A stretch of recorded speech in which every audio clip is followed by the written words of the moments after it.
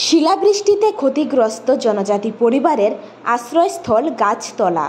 গত প্রায় ১.৫ মাস ধরে জনজাতি পরিবার রাতের বেলায় আশ্রয় নেয় খোলা আকাশের নিচে গাছতলায়, আর বৃষ্টি হলে চলে যান প্রতিবেশীর ঘরের বারান্দায়।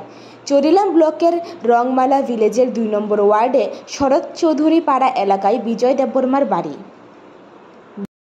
ভাই আমরা গাছতলা থেকে রে আরে আমরা কালকা রাত্রে বৃষ্টি আইয়া আমরা কোনো গর্ত একের শেষ শিল কইরা আমরা যে ঘুমান জায়গা নাই, সরকার কোনো সাহায্য পাই না।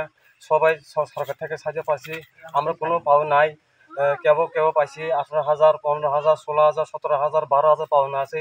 আমরা ১২,০০০ এক টাকা পাও নাই।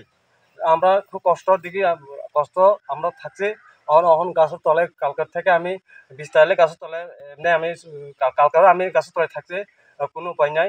আর বাবার ঘরও যাইলেও বাবার ঘরও ভালো না, সেই তারা কোনো থাকার কোনো জায়গা নাই। তো এই অবস্থায় এরম হয়েছে।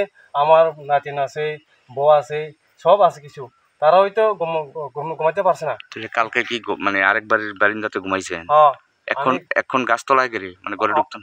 ওখানে এমন অবস্থা, ঘরও ঢুকতে পারছে না। জল এরকম এমন জলই রয়েছে, ওখানে এমন জলই রয়েছে। এটা কি ১.৫ মাস আগে যে শিলাবৃষ্টি হয়েছে তখন ক্ষতিগ্রস্ত হয়েছিল? হ্যাঁ, আপনি ক্ষতিপূরণ পাইছেন না? না, পাইছি না। এবার চলতেছে ১.৫ মাস বা ২ মাস, কেউ পাইছে, আমার পাইছি না। সরকার কোনো কেন্দ্র আসি, এখানে রংমালা তহসিলদার আসি, তোমার কি তোমার বেশি ক্ষতি হয়েছে না? হ্যাঁ স্যার। তো তারা ফোন আবার ছবি তুলছে, এখন তুমি ক্ষতিপূরণ পাইব। শুধু ছবি তুলে, কোনো কাগজপত্র চাই না। কাগজপত্র আসেনি এটাও জিগাই না।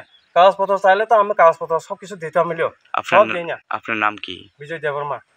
এই জায়গাটার নাম কি? এই জায়গাটার নাম সরস্বতী পাড়া, রংমালা। জনদর্পণ।